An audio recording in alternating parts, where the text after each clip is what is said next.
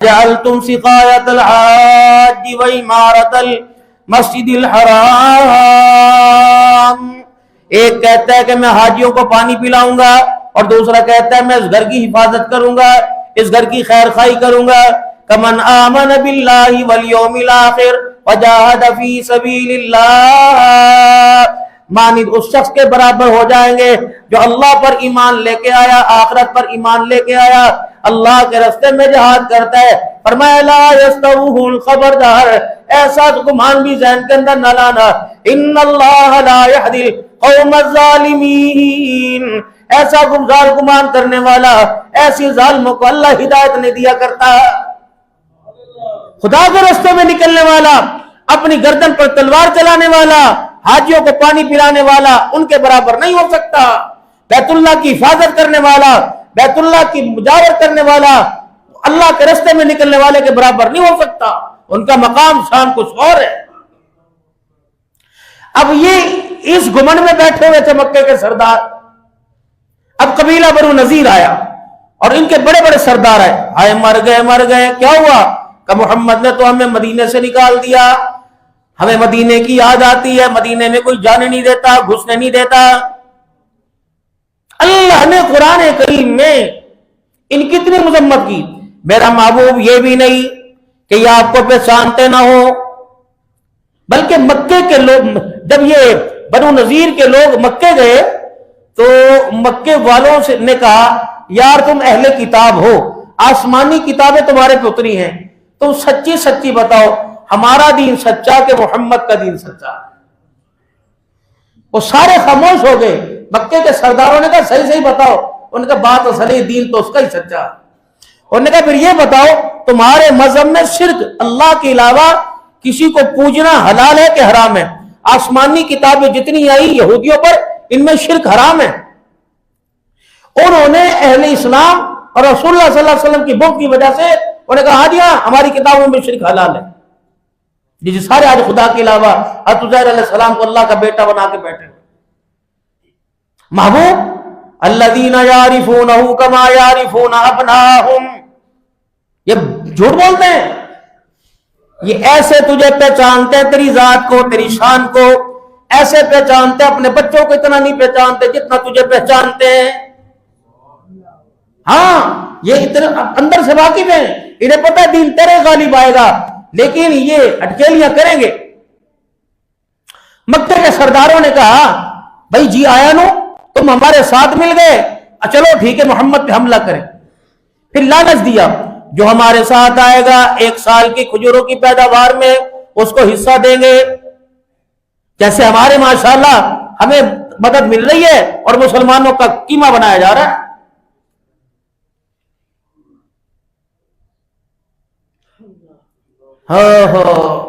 ابتدا عشق روتا ہے کیا، آگے آگے دیکھیے ہوتا ہے کیا. اس ووٹ کی آپ کو بڑی قیمت چکانی پڑے گی بھائی. یہ اسلام دشمن ہے، مخالف ہے. کتنا بڑا اللہ نے اعلان کیا سمجھ میں نہیں آتا. وَلَن تَرْضَىٰ عَنكَ الْيَهُودُ وَلَا النَّصَارَىٰ حَتَّىٰ تَتَّبِعَ مِلَّتَهُمْ. سن 91 کی بات ہے جب میں نے قرآن پاک کی تفسیر پڑھی تھی. حضرت مولانا محمد اسماعیل صاحب نور اللہ مرقدو سے وہ ٹھیٹ زبان کی بولی بولتے تھے. فرمایا اللہ اس کے اندر کہہ رہا محبوب ہرگز ہرگز تیری یہودی بات نہیں مانیں گے یہاں تک تو ان کی گود میں بھی جا کے بیٹھ جائے. یعنی اتنی تابعداری کریں کہ آپ ان کی گودی میں جا کے بیٹھ جائیں تب بھی یہود تیرے سجن نہیں بنیں گے، تیرے دشمن ہیں. جہاں اسلام بڑھتا ہے، جہاں پاکستان کے اندر امن ہوتا ہے، ایسی چنگاری چھوڑتے ہیں جس کو دہشت گردی کا نام دیتے ہیں. مرتے بھی مسلمان ہیں، الزام بھی مسلمانوں پہ آتا ہے. مسلمانوں کا اتحاد ہونا شروع ہوا. افغانستان کو اللہ نے برسد اقتدار لا کر اللہ نے طاقت دی اور وہ اپنے قدموں پہ کھڑے ہوئے. اللہ اکبر. جن مسلمانوں کے بچاؤ کے لیے اسلامی لشکر پاکستان سے جا رہے تھے اور فوج کی رضامندی سے جا رہے تھے، اسی ملک کے ان مسلمانوں کے ہاتھوں سے اس افغانستان کے جوانوں اور مردوں پہ بمباری کروا دی. یہ ہمارا کھیل ہے، یہ یہود و نصارہ کرتا ہے. پیسہ پھینکتا ہے مارکیٹ کے اندر. ایک اہل تشیع میرے پاس بیٹھے تھے، میں نے کہا مجھے ایک بات بتاؤ، ہم عراق رہ کے آئے 16 دن، نجف گئے، کربلا گئے، اللہ کی قسم ایک زنجیر نہیں دیکھی، ایک گالی نہیں دیکھی، ایک اختلاف نہیں دیکھا، وجہ کیا؟ انہوں نے کہا مولانا پاکستان کے اندر پیسہ تھوڑا پھینکا جاتا ہے، اس کو لڑا دو، اس کو بٹھا دو، اس کو لڑا دو، اس کو بٹھا دو۔ جس دن اس قوم میں سے حکمرانوں میں سے لالچ ختم ہو گیا، یہ پوری دنیا کے اندر سب سے بڑا امن کا خطہ بن جائے، لیکن اسے بننے نہیں دیتے۔ آپ میرے زیادہ جانتے ہیں، پورا کفر اکٹھا ہو رہا ہے، فلسطین کے ساتھ کیا حال کیا، غزہ کے مسلمانوں کے ساتھ کیا حال کیا، کشمیر کے ساتھ کیا حال کیا، بنگلہ دیش کے ساتھ کیا حال کیا، برما کے ساتھ کیا حال کیا، اپنے سے بڑے کو دیکھ کے سلام کرتے ہیں، چھوٹے کو اٹھنے نہیں دیتے، یہ حال ہے مسلمانوں کا۔ سارے کے سارے مسلمان اکٹھے ہو جائے، ساری ریاستیں اکٹھی ہو، پوری دنیا کے اندر کہتے ہیں 4 کروڑ یہودی ہے، ہمارے سے سنبھالا نہیں جا رہا، ان کا ایک مشن ہے، لیکن دین اللہ کا ہی غالب آ کے رہے گا، کہو انشاءاللہ۔ کچھ نہیں ہوگا، یہ گیدڑ بھبکیاں ہیں کہ کرتے رہے، ان کو کرنے دو، حرام ختم ہو رہا ہے، حلال بڑھتا ہی جا رہا ہے، اور پوری دنیا کے اندر انشاءاللہ اسلام کا غلبہ ہونے والا ہے، یہ سارے کے سارے پیروں میں آئیں گے۔ سب سے بڑا غزوہ بدر سے پہلے، احد سے پہلے یہ غزوہ خندق، غزوہ احزاب کا ہوا، اس کے بعد مشرکین مکہ اور یہودیوں اور نصرانیوں کو سر اٹھانے کا اسلام نے موقع نہ دیا۔ 12,000 کا لشکر پھر تیار ہوتے ہوتے 15,000 کا لشکر ہو گیا، جس نے مسلمانوں پر چڑھائی کرنی تھی، اور مدینے کی آبادی 12,000 تھی نہیں۔ آپ صلی اللہ تعالی علیہ وسلم کو اطلاع مل گئی کہ بنو نذیر اور اس کے ساتھ جتنے سارے قبیلے ہیں مکے والوں کے ساتھ مل کر مدینے پہ حملہ کرنے والے ہیں۔ آپ صلی اللہ علیہ وسلم کو خبر ملی، آپ نے صحابہ کو اکٹھا کر لیا، کیا کیا جائے؟ جناب سلیمان فارسی رضی اللہ تعالیٰ عنہ آگے بڑھے، کہ یا رسول اللہ میں فارس سے آیا، آپ نے فرمایا حکم کر، کہ یا رسول اللہ جب فارس میں دشمن حملہ کرتا تھا تو ہم فارس شہر میں علاقے میں دائمہ خندق کھود لیا کرتے تھے، حضور نے فرمایا وہ کیا ہوتی ہے؟ یعنی اپنے علاقے کو بچانے کے لیے بڑے بڑے گڑھے کھود لیا کرتے تھے، جیسے اسلام آباد جانے کے لیے رستے روکتے ہیں۔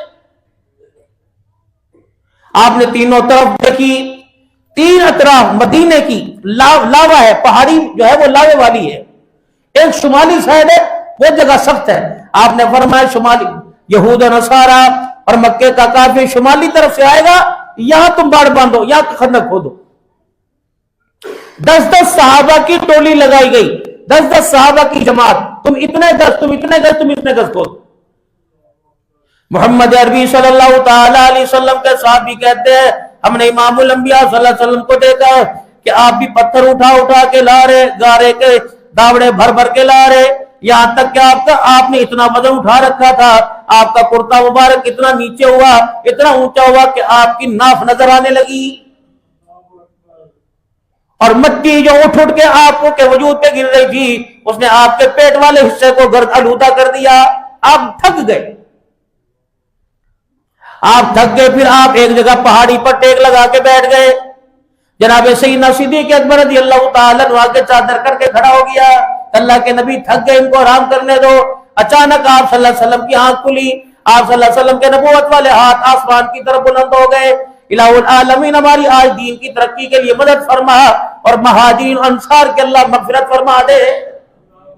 بس حضور کی زبان سے جب یہ نعرہ سنا، کہنے کے بارے اندر ایسی جان آئی، پھر تو پتہ نہیں کہاں سے کہاں گئے۔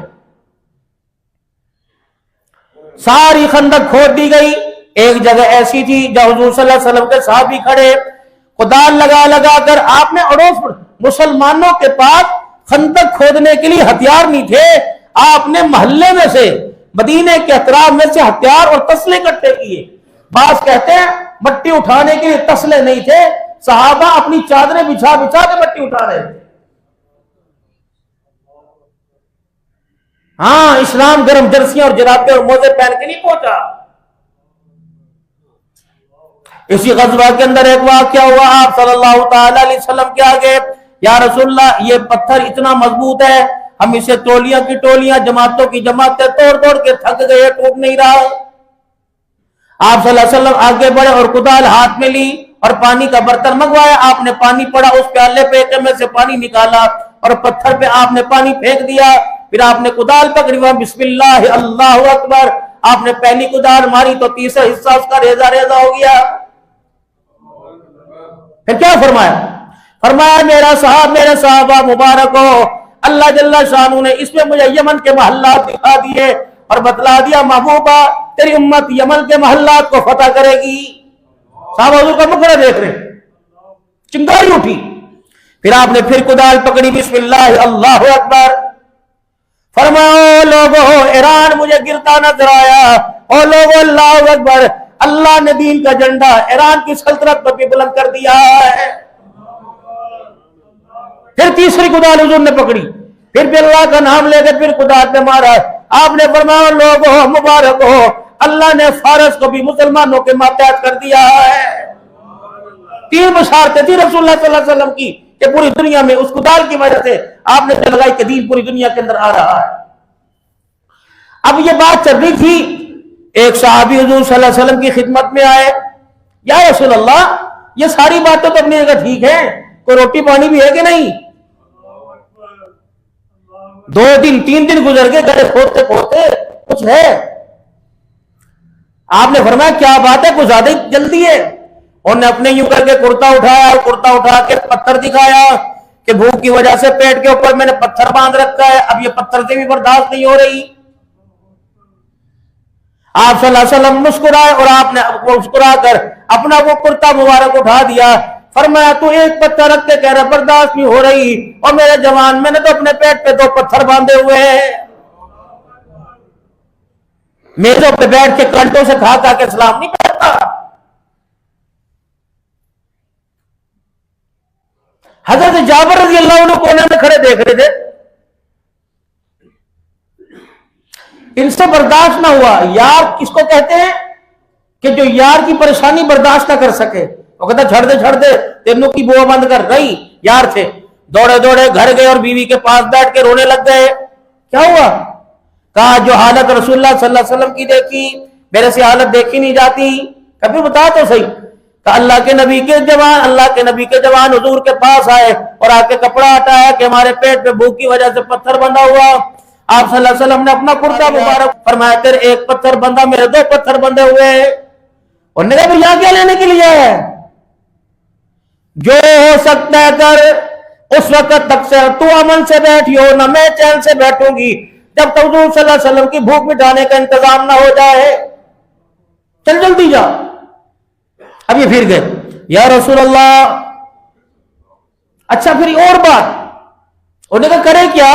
کہ 1 سا 3 سیر 250 گرام گندم, 3 سیر 250 گرام 125 ملی میٹر گندم.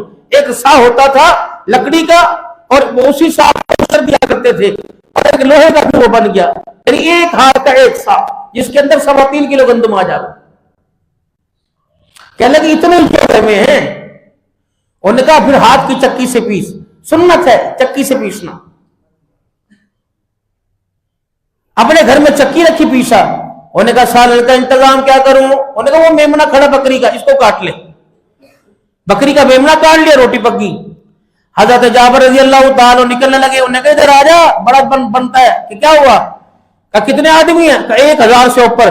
کہ پھر اب دن کے اجالے میں نہ جانا, شام کو جانا, جب سارے اپنے خیموں میں چلے جائیں, کچھ اپنے گھروں میں چلے جائیں, موقع پا کے پھر کیوں کوئی سننے والا نہ ہو, کوئی ایسا نہ ہو کہ جس تک تیری آواز چلی جائے سوائے اللہ کے نبی کے کانوں میں. انہوں نے کہا ہاں میں سمجھدار ہوں. شام کا وقت ہوا, جناب جابر رضی اللہ عنہ تشریف لے گئے اور جا کے حضور کی خدمت میں آگے بڑھے اور آپ کے کان میں سرگوشی کرنے لگے, آپ کے کان میں چھپ چھپ کے عرض کرنے لگے, یا رسول اللہ جب آپ کے پیٹ پہ 2 پتھر بندھے تھے میرے سے دیکھا نہ گیا. میں اپنے گھر گیا اور میں نے بیوی سے کہہ دیا میں کیا کروں, اللہ کے نبی کی بھوک کا انتظام ہو جائے. تو میرے گھر کے اندر جو بکری کا بچہ تھا ذبح کر لیا, اور جو 1 سا آٹا تھا ہم نے اس کو چکی پہ پیس کے روٹی بنا لی. اللہ کے نبی آپ آ جاؤ, آپ کی نظروں میں جو سب سے زیادہ اوکھ ہے, سب سے زیادہ پریشان ہے, اس کو سب سے زیادہ بھوک لگی ہے, جس کو برداشت نہیں اسے لے آؤ. آپ نے فرمایا اے جابر ایک کام کریو، گھر والی کے پاس چلا جا اور جا کے کہہ دے چولہے سے ہنڈیا کو نہ اتاریو، اور گھر والی سے کہے جب تک میں نہ روٹی پکانی شروع نہ کریو، اور جب روٹی پکانے لگے تو روٹی کے کپڑے میں چادر میں لپیٹ دیو۔ یا رسول اللہ کیا کریں گے؟ آپ نے فرمایا جابر میرے ساتھ چل۔ جب آپ اپنے حجرے سے باہر نکلے فرمایا او یا اہل المدینہ، او مدینے کے باسیو، او غزوہ اعظام میں، او خندق کھودنے والو، سارے کے سارے آ جاؤ، آج کملی والے کے ساتھ جابر نے اپنے گھر کے اندر سب کا کھانا تیار کر رکھا ہے۔ جابر کہتے ہیں میں نے سنا میرے تو ہوش اڑ گئے کہ 4 بندوں کی روٹی 1000 سے اوپر کا لشکر، کہ میں جلدی جلدی میں دوڑا، میں نے کہا تباہی پھر گئی، آج میری عزت کی کھٹیا کھڑی ہو جائے گی، آج تو میری عزت نلام ہو جائے گی۔ کبھی کبھی عورتیں مردوں سے سیانی ہوا کرتی ہیں، ہاں ہر عورت نہیں، لیکن ہر بھی بے وقوف نہیں ہوتی۔ انہیں جابر کے کندھے پہ آدھے جوانا کیا ہوا؟ اب وہ جابر کی گھر والی لذر ہونے لگ گئی، کہاں ہم غریب ہیں، وہ اللہ کا نبی ہے، وہ نبیوں کا سردار ہے، ہم غریبوں کی بیڑے کی دعوت کیسے قبول کرتا؟ مجھے پتہ ہے۔ انہوں نے کہا اللہ کی بندی بات یہ نہیں، تو نے تو 4 کو کہا تھا بلا کے لا، وہ تو 1000 کو لے کے آ رہا ہے۔ جابر تجھے پتہ نہیں روٹی اتنی تھی، تجھے پتہ نہیں سالن اتنا ہے؟ تو نے کان میں کہا تھا، کہاں میں نے کان میں کہا، انہوں نے اعلان کر دیا، انہوں نے مکے میں، انہوں نے مدینے میں اعلان کر دیا۔ اے جابر تو یہ بتا اس اعلان میں تو شامل تھا کہ نہیں؟ کہ تیری مرضی سے تھا کہ نہیں؟ انہوں نے اعلان خود کیا، کہاں ان کی مرضی؟ کہ پھر نہ مجھے پریشان ہونے کی ضرورت ہے، نہ پھر تجھے پریشان ہونے کی ضرورت ہے۔ جابر کا دسترخوان جانے، آج اللہ کے نبی جانے، اللہ کے نبی کے مہمان جانے۔ یہ ہے معجزہ صلی اللہ علیہ وسلم کا۔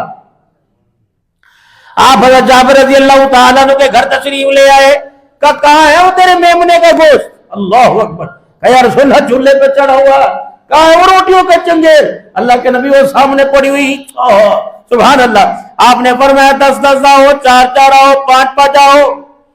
آپ چنگیل میں سے چادر میں سے روٹی نکالتے جاتے اور ہنڈیا چولہے پہ چڑھی، آپ سالن نکال کے دیتے جاتے۔ 1 کھائے، 2 کھائے، 100 کھائے، 200 کھائے، یہاں تک 1000 سے اوپر کا لشکر کھا گیا۔ جب سب نے کھایا فرمایا جابر تو بھی کھا لے، تو میں نے بھی کھا لیا۔ فرمایا اپنی بیوی کو کھلا، جو اندر چپکے خدا کے آگے رو رہی ہے اور کہہ رہی اللہ میرے دسترخوان کی لاج رکھنا، اپنی بیوی کو کھلا دے۔ پھر آپ نے نوٹ فرمایا جابر ذرا روٹیاں دیکھ رہا، اللہ کی قسم میں اپنی نگاہوں کو بار بار اوپر نیچے کرتا رہا، روٹیوں کا چنگیل ویسے بھرا تھا اور سالن بھی دیگڑی میں ویسا تھا۔ آپ مسکرا کے چلے، فرمایا جابر یہ نہ سمجھنا تو نے ہمیں کھلایا، بلکہ مجھے تو ہمارے خدا نے کھلایا ہے۔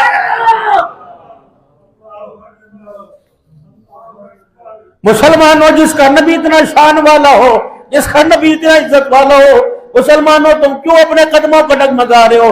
اللہ کی قسم پوری دنیا کا کفر ہو، یہود و نصارا، مسلمانوں تمہارا کچھ نہیں بگاڑ سکتے۔